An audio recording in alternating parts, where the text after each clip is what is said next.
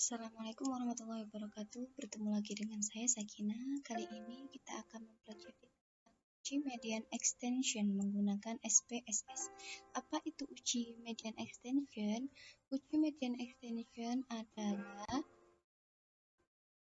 uji yang digunakan untuk menentukan apakah kelompok independen berbeda dalam nilai tengahnya berasal dari populasi yang sama atau dari populasi-populasi yang mempunyai median yang sama. Teknik ini digunakan untuk menguji komparatif 3 sampel atau lebih yang datanya bertipe ordinal, berjenjang, atau rangkil. Sesuai dengan namanya, pengujian ini didasarkan atas median dari sampel yang dianalisis. Hanya itu, syarat menggunakan uji median extension yang pertama, data terdiri atas 3 atau lebih kelompok sampel bebas. Yang kedua, skala pengukuran yang digunakan sekurang-kurangnya ordinal, berskala atau berjenjang. Yang ketiga, variabel secara acak dan memiliki sifat kontinu. Yang keempat, apabila populasi memiliki median yang sama, maka dua masing-masing populasi sama pula dalam peluang p-value atau hasil secara keseluruhan. Selanjutnya kita langsung pada contoh kasus. Yang pertama, peneliti berkeinginan untuk membandingkan nilai mata kuliah statistik pendidikan antara mahasiswa yang dibimbing oleh dosen yang berbeda. Sampel penelitian ini terdapat 20 mahasiswa dibimbing oleh dosen A, 19 mahasiswa dibimbing oleh dosen B, dan 20 mahasiswa dibimbing oleh dosen C. Nah, ini adalah nilai yang tersaji atau nilai yang didapat dari hasil penelitian. Mari kita melihat atau memperhatikannya dengan aplikasi SPSS. Ini adalah SPSS atau file yang sudah saya siapkan dan hasilnya dapat kita pelajari bersama dengan menggunakan file yang baru ya. Bisa diperhatikan bagi teman-teman agar lebih paham seperti itu.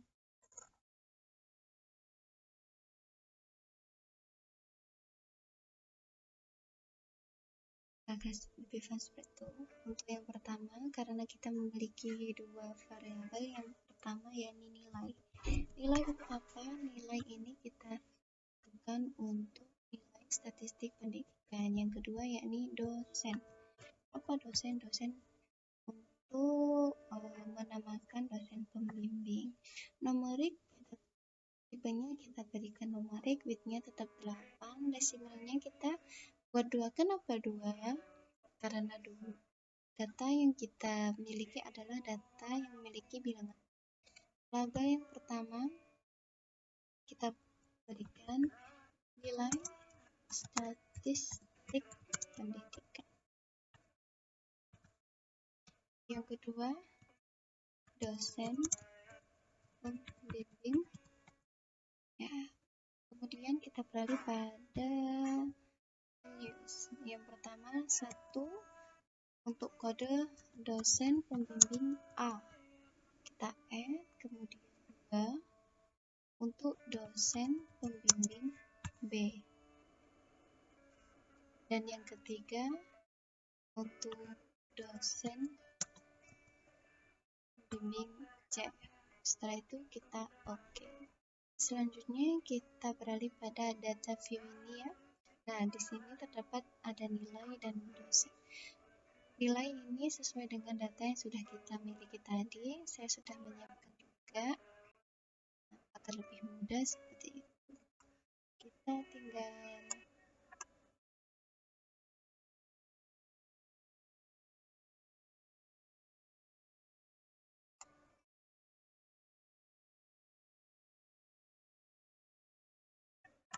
salin, kemudian angka 1 untuk dosen 1 atau dosen A ya, kita buat sampai 2.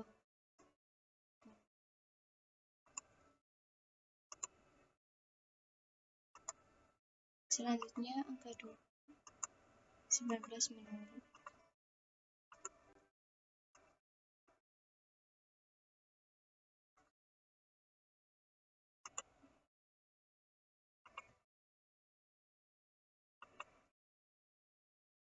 Yang selanjutnya 20 juga dengan 43.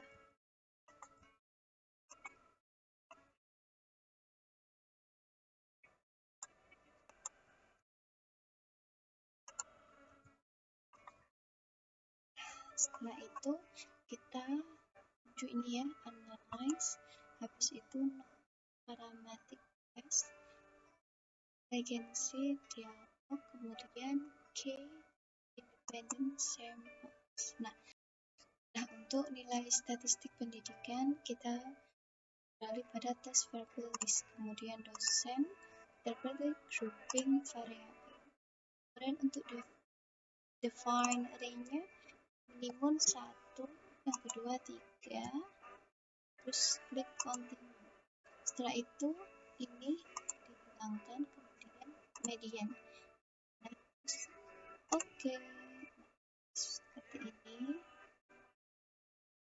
Nah, sudah. Ini untuk hasilnya ya.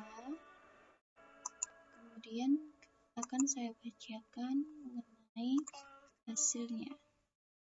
Hipotesis yang pertama, yakni HO tidak terdapat perbedaan nilai mata kuliah statistik pendidikan mahasiswa berdasarkan perbedaan dosen pembimbingnya. HA terdapat perbedaan nilai mata kuliah statistik pendidikan mahasiswa berdasarkan perbedaan dosen pembimbingnya.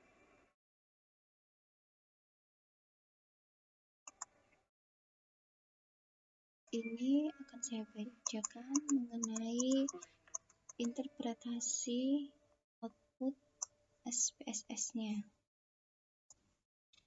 Hasil outputnya memperlihatkan bahwa terdapat 16 mahasiswa yang dibimbing oleh dosen A, 6 dibimbing oleh dosen B, 4 dibimbing oleh dosen C yang mempunyai nilai statistik pendidikan lebih tinggi dibanding mediannya. Kemudian terdapat 4 mahasiswa dibimbing dosen A, 13 mahasiswa dibimbing oleh dosen B, 16 dosen C mempunyai nilai statistik pendidikan sama dengan mediannya yang lebih rendah. Kemudian output di atas memperlihatkan bahwa sampel penelitian ini adalah 59 mahasiswa. Median seluruh mahasiswa yang dijadikan sampel pada 77 skor X terhitung adalah 16,379. Skor tersebut dibandingkan dengan tabel X kuadrat tabel dengan DK2. Interpretasi output pada verbal consent menunjukkan hal tersebut yang tadi ya. Banyak data yang disajikan berdasarkan median, yaitu data yang nilainya lebih dari median, data yang kurang dari sama dengan median pada tabel statistik. Kemudian dengan membandingkan nilai C-square pada tabel. Jika C-square hitung lebih besar dari C-square tabel, maka HO diterima. Sedangkan jika C-square hitung kurang dari C-square tabel, maka HO ditolak. Untuk melihat harga C-square tabel, maka didasarkan pada derajat kebebasan atau DK atau degree DF. K-1 sama dengan 3, min-1 sama dengan 2, dan taraf signifikansi ketepan 0,05 atau 5%. Maka harga C-square tabel diperoleh dengan 5,591. Berdasarkan nilai C-square hitung diperoleh nilai 16,379. Berarti nilai C-square tabel 16,379 lebih besar dibanding dengan 5,591. Maka HO ditolak dan HA diterima. Artinya, terdapat perbedaan nilai mata kuliah statistik pendidikan mahasiswa berdasarkan perbedaan dosen pembimbingnya. Dengan membandingkan taraf signifikasi dengan galatnya, apabila signifikansi 0 lebih dari 0,05, maka HO diterima. Apabila signifikansi kurang dari 0,05, maka HO ditolak. Dari hasil uji di atas pada baris selesai sebesar 0,00 karena signifikansi lebih besar daripada 0,0 kurang dari 0,5 karena X hitung lebih tinggi dibandingkan dengan X tabel. Maka HO ditolak dan HA diterima. Dengan demikian, keputusan diambil adalah terdapat perbedaan nilai mata kuliah statistik pendidikan mahasiswa berdasarkan perbedaan dosen pembimbingnya. Dapat kita lihat pada tabel G-square di sini. Nah, D-nya tadi 2 sesuai dengan taraf signifikansi pada 5%, 5,591. Dari hasil uji tadi ya sudah saya bacakan. Sekian dari saya, mohon maaf apabila lebihnya. Semoga bermanfaat bagi saya dan bagi semuanya. Assalamualaikum warahmatullahi wabarakatuh.